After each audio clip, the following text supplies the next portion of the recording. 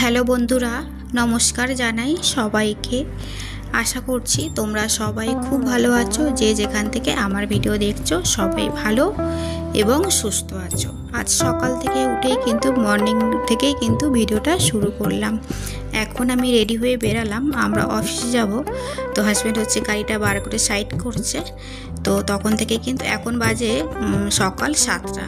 তো তখন থেকেই কিন্তু ভিডিওটা স্টার্ট করে দিলাম। আজকে সারাদিন কি করছি, কোথায় যাচ্ছি ঠাকুর দেখতে, সে সমস্ত কিছু তোমরা কিন্তু এই ব্লগে পাচ্ছ। তো অফিসে গিয়ে কিন্তু কাজকর্ম সেরে বাড়িতে চলে এসেছি। বাড়িতে এসেও কিন্তু ভীষণভাবে প্রচুর কিছু কাজ করেছি। আর আজকের হচ্ছে ষষ্ঠী, সবাইকে ষষ্ঠীর শুভেচ্ছা জানাই, মহাষষ্ঠী। তো সমস্ত কাজকর্ম করলাম। আর ষষ্ঠীর দিন বিছানায় কিন্তু নতুন একটা বেড কভার পাতলাম। তো বেশ সুন্দরী দেখতে, এটা আমি ব্লগে দেখিয়ে দিয়েছিলাম যে নতুন বেড কভার কিনেছি। তো সমস্ত কাজকর্ম করেছি আর নতুন বেডশিটটা কিন্তু বিছানায় পেতে দিলাম। প্রতিটা রুমে আমাদের সবারই একটা করে বেড থাকে। আর ওই বেড যদি পরিষ্কার পরিচ্ছন্ন করে গুছিয়ে রাখা যায়, তো আমার ওই বেড পরিষ্কার থাকা মানে মনে হয় যে বেশ ঘরটা কিন্তু পরিষ্কার এবং পরিচ্ছন্ন হয়ে রয়ে আছে, কিন্তু কোনো অগোছালো বলে মনেই হয় না। তো বেডশিটটা পেতে কিন্তু ঘরের লুকটাই চেঞ্জ হয়ে গেল। তো ওদিকে জামা কাপড় কেচেও নিলাম, যেগুলো আমি চেঞ্জ করেছি সাথে সাথে কিন্তু সমস্ত কিছু কেচে নিলাম। আর নতুন চাদরটা তো কিনেছি এই পুজো উপলক্ষেই, যেহেতু আজকে ষষ্ঠী। তো ষষ্ঠীর দিনে কিন্তু চাদরটা আমি বিছানায় পেতে দিলাম। আর যেটা আগে পাতা ছিল সেটা আমি তুলে সাথে সাথে ভিজিয়ে দিয়ে কিন্তু আমি এটা কেচে দিয়েছি। বেশ কিছু জামা কাপড় কেচেছি আর বেডশিট বালিশের কভারগুলোও কেচে দিয়েছি। আর যেগুলো দেখো এখন তুলছি বা কয়েকটা মেলা আছে, এইগুলো আমি সকালে অফিসে যাওয়ার আগে কিন্তু কেচে দিয়েই আমি গেছিলাম। সকালে ওই যে 7টার সময় বেরিয়েছিলাম ঠিকই, কিন্তু আমি তো ঘুম থেকে উঠি 5টা থেকে 5:30টার মধ্যে, কিন্তু সকালে আমি ঘুম থেকে উঠি, এর থেকে লেট হয় না। তো ওই সময় যখন আমি ঘুম থেকে উঠি তো কয়েকটা জামা কাপড়গুলো কেচে দিয়েছিলাম। আগের দিনকে হচ্ছে বাবু বেরিয়েছিল, আর ওর হোয়াইট কালার শার্টটা কিন্তু টি শার্ট যেটা, ওটা কিন্তু নোংরা মানে একটু ময়লা টাইপের হয়ে গেছিলো। তো বাইরে ঘোরাফেরা হয়েছে আর গরমের সময় তো ময়লা হবে। তো ওই জন্য কিন্তু সকালে উঠেই আমি ওটা সার্ফ এক্সেলে ভিজিয়ে পুরো পরিষ্কার করে কিন্তু কেচে দিয়েছি। আর রুমালটাও কিন্তু কেচে দিলাম। রুমাল দুটো ছিল, দুটোই কেচেছি। একটা হচ্ছে হাজব্যান্ডের রুমাল আর একটা হচ্ছে বাবুর রুমাল। তো ওগুলো কিন্তু শুকিয়ে গেছে, আমি ওগুলো ভাঁজ করে রেখে দেবো রুমের মধ্যে। আর এদিকে হাজব্যান্ড মহাশয় হচ্ছে বাড়িতে চলে এসছে, আর মিষ্টি নিয়ে এসছে সাথে করে, বলরাম মল্লিক আর রাধারাম মল্লিকের মানে মিষ্টিটা নিয়ে এসছে। এখানে চকলেট মিষ্টি থাকে, বেশ কিছু মিষ্টি থাকে যেগুলো হচ্ছে মেয়ে বা বাবু খুব ভালোবাসে খেতে। তো ওই জন্য কিন্তু বলরাম মল্লিক থেকেই মিষ্টিটা আনা হয়েছে। আর আজকের ষষ্ঠী ঠিকই, কিন্তু সকাল থেকে না আমি প্রচুর কিছু কাজকর্ম করেছিলাম, জানো তো, প্রচুর কিছু কাজকর্ম করেছি, সমস্ত কিছু অফ ক্যামেরায়। কাজকর্ম কিছু আর শেয়ার করলাম না, কারণ এই যে বেরিয়েছি আজকে পুজোর ব্লগ দেব। তো কোথায় কোথায় যাচ্ছি, কি ঠাকুর দেখলাম, সেই সমস্ত ব্লগে দেবো বলে ডেলির কাজ আর বেশি কিছু শেয়ার করলাম না। এখন কিন্তু ইভিনিং, আমরা চলে এসেছি সন্ধ্যের টাইমটা, এখন জানো তো 5:30 এরকম বাজে। তো রেডি হয়ে কিন্তু বেরিয়ে পড়েছি, আজকে ঠাকুর দেখতে যাব।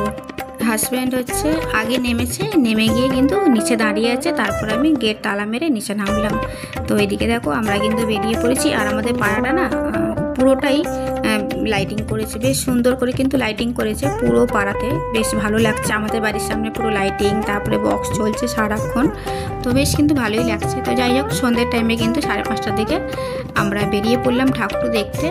তো এখানে হচ্ছে সব জায়গায় আমরা ঠাকুর দেখছি, কিন্তু গাড়িটা হচ্ছে এক জায়গায় রাখতে হচ্ছে, অন্য জায়গায় পার্কিং, অন্য জায়গা থেকে বেরোতে হচ্ছে, অন্য জায়গা থেকে ঢুকতে হচ্ছে, ভীষণই অসুবিধা হয়ে যাচ্ছে।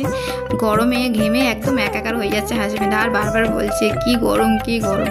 সত্যি তো এত গরম কেন? আগের দিনে তো এত বৃষ্টি হলো, পুরো বন্যার হয়ে গেল, সব ডুবিয়ে দিল, ভাসিয়ে দিল। কিন্তু এই পুজোর কটা দিন প্রচুর কিন্তু গরম পড়ছে, প্রচুর মানুষের গরমে পুরো ঘেমে একদম জবজবে হয়ে যাচ্ছে মানুষ। তো চলো যেটুকুনি আছে তোমাদের সঙ্গে একটু শেয়ার করে নিই, কোথায় কোথায় গেলাম আর কি ঠাকুর দেখছি।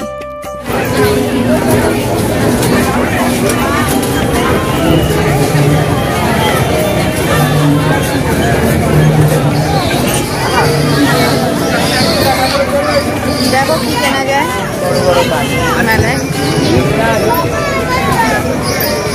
চলো দেখে দেখতে হবে কোন দোকানে আছে, কোন দিকে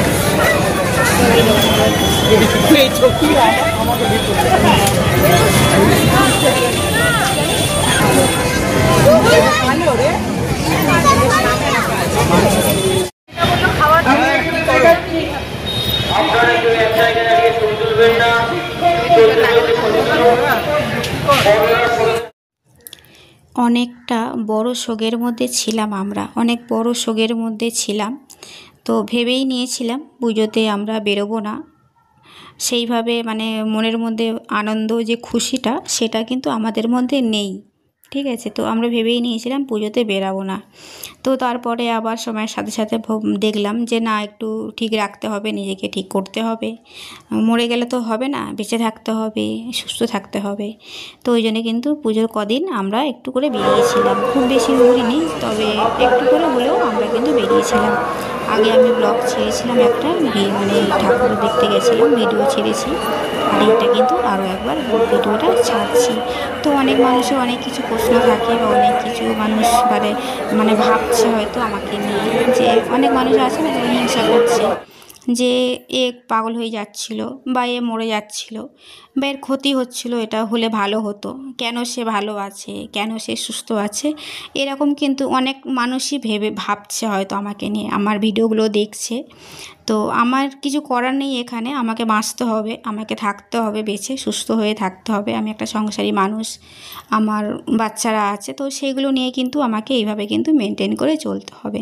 তো কষ্ট তো কি থাকে না, মনের মধ্যে কষ্ট থাকে, মনের মধ্যে কিন্তু প্রচুর কিছু কষ্ট থাকে, যে কষ্ট হয়তো কাউকে বলা যায় না বা কাউকে বোঝানো যায় না, কেউ পারবেও না এটা বুঝতে, কারোর মনের কষ্ট কেউ বুঝতে পারবে না কখনোই।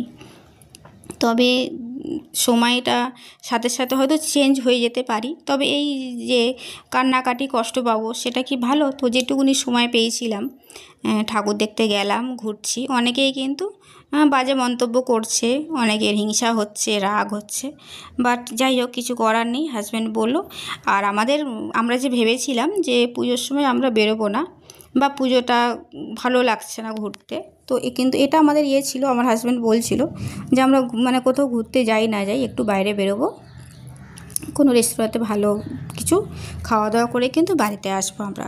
তো সেই হিসাবেই কিন্তু আমরা বেরিয়েছিলাম, একটা ঠাকুর দেখেছি আর খাওয়া দাওয়া করে কিন্তু বাড়িতে চলে এসেছি। তারপরে আমি যেই ভিডিও করি, তো এটাকে আমি নিজের কাজ বলে মনে করি। তো আমার এই কাজ, আমি এটা করছি বা করব, হঠাৎ করে মাঝপথে ছেড়ে চলে গেলে তো আর হবে না। এটা যখন শুরু করেছি এটাই আমি চালাবো বা এই কাজটাই করব। তো সেইভাবে আবার দেখলাম যে ভিডিওগুলো করা দরকার আছে, যাই হোক, কষ্ট হোক, যাই হোক, খুশি থাকা দরকার আছে, আর ভিডিওটা করা দরকার আছে। মানুষ রাগ হলে হবে আর হিংসা করলে করবে, কিন্তু কিছু করার নেই, ভিডিওটা আমাকে করতে হবে। তো আমি কিন্তু সেইভাবে কিন্তু ভিডিওটা করছি। ভিডিওতে কিন্তু প্রচুর আগ্রহ পাই তোমাদের থেকে, যেহেতু তোমরা এত সুন্দর সুন্দর কমেন্টগুলো যে তোমরা করো, তাতেই আমি মোটিভেট হই যে ভিডিও বানাতে। তোমরা যারা যারা আমার বন্ধুরা আছো, এত সুন্দর কমেন্ট পড়ো, তো তার জন্য কিন্তু ভিডিও করার আগ্রহটা আমার আরও বেশি হয়। আজকেকার এই ভিডিও তোমাদের যদি একটু কোথাও ভালো লেগে থাকে, তাহলে কিন্তু একটা লাইক করে সাবস্ক্রাইব করে রাখতে পারো, আর নোটিফিকেশানটাও অন করে রাখতে পারো, যাতে আমি ভিডিও ছাড়ার সাথে সাথে তোমাদের কাছে গিয়ে পৌঁছায়, আর তোমরা তোমাদের সময় মতো ভিডিওটা দেখতে পারো। বেশ কিছু ঠাকুর দেখে আমরা চলে আসলাম একটা স্ন্যাক্সের দোকানে। তো এখানে না বেশ কিছু খাবার আছে, যেটা হলো মানে ফিশ ফ্রাই, তারপরে আরও বেশ কিছু খাবার আছে। তো আমরা এখান থেকে চিকেন কাটলেট অর্ডার করেছিলাম, তারপরে চিকেন পকোড়া অর্ডার করেছি, আর হচ্ছে ভেটকি মাছের এই যে ফ্রাইটা। তো কয়েকটা জিনিস অর্ডার করেছি, তবে একসঙ্গে তো সমস্ত কিছু নিয়ে খাওয়া যাবে না, ওটা কিন্তু রেখে রাখা আছে। বললাম এটা খেয়ে তারপরে নেবো, কারণ হচ্ছে খাবারগুলো না শুদ্ধ পুরো গরম করে দিচ্ছিল, আর গরমের মধ্যে এই গরম খাবার কিন্তু সাথে সাথে খাওয়া যাবে না।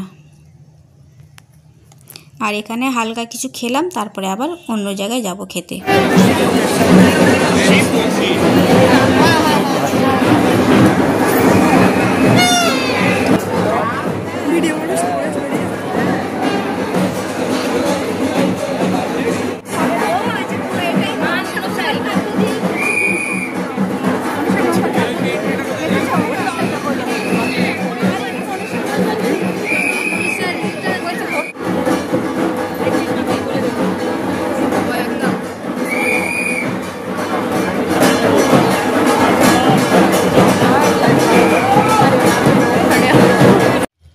আমরা কিন্তু এক ধার দিয়ে সব ঠাকুর কিন্তু দেখতে দেখতে গেছি তা কিন্তু নয়, অনেকগুলো গ্যাপ দিয়ে ঠাকুর দেখেছি, যেগুলো হচ্ছে বড় বড় মানে বেশ প্যান্ডেল করেছে, তারপরে প্রচুর প্রচুর ধরো নাম অনেক অ্যাওয়ার্ড পেয়েছে, তারপরে লোকজন ভিড়, আমরা সেই বুঝে কিন্তু সেই সমস্ত ঠাকুরগুলো দেখেছি। পাড়ার ঠাকুর তো অনেক থাকে, তো সেইগুলো কিন্তু আমরা গ্যাপ দিয়ে দেখেছি।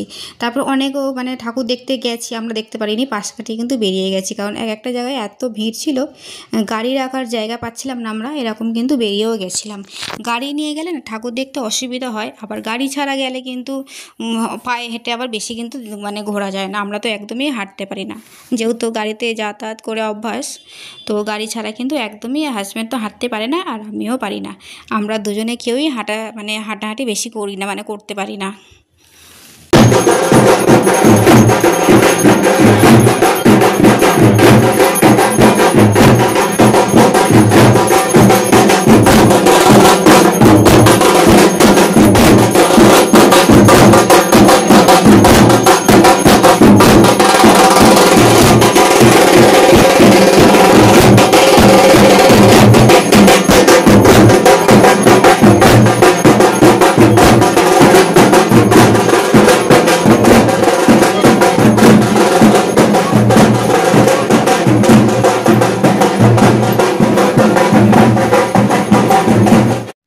আজকের বেশ কিছু ঠাকুর দেখলাম, বেশ অনেকগুলোই কিন্তু ঠাকুর দেখলাম, তবে কটা দেখেছি আর কোথায় কোথায় দেখেছি অতটা কিন্তু আমি জানি না, কারণ কটা দেখেছি সেটা আমি গুনে রাখিনি, আর কোথায় কোথায় যে ঠাকুর দেখেছি আমি কিন্তু সমস্ত রাস্তাঘাট মানে চিনি না, অতটা আমি নাম জানি না।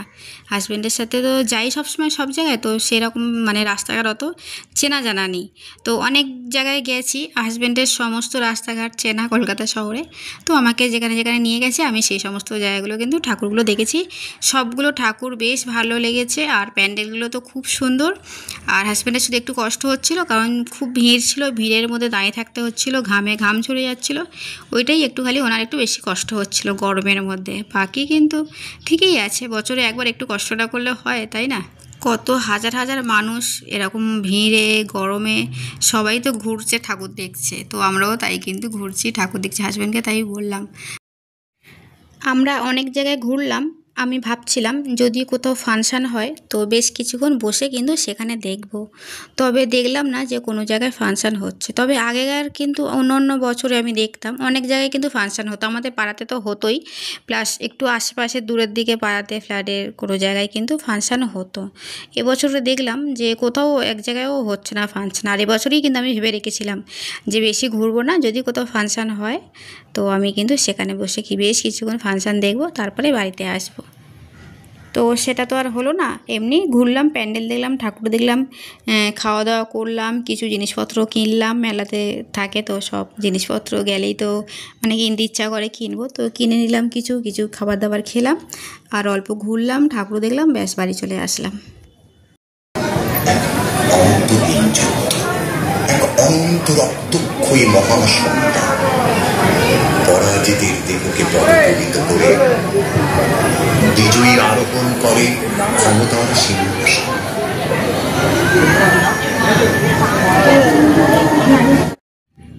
আজকেকার মতো ঠাকুর দেখা ঘোরা কিন্তু আমাদের হয়ে গেছে, আর এখন কিন্তু বাড়িতে চলে আসলাম। এতক্ষণ তোমরা আমার সাথে ছিলে, তোমাদেরকে জানাই অসংখ্য ধন্যবাদ। বাড়ি চলে আসলাম, 10টা বাজে,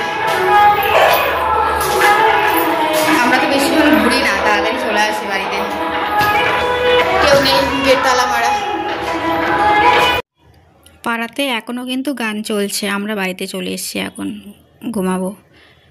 তো চলো সবাইকে tata, bye bye, good night, সবাই ভালো থেকো, আবার দেখা হচ্ছে অন্য ভিডিও।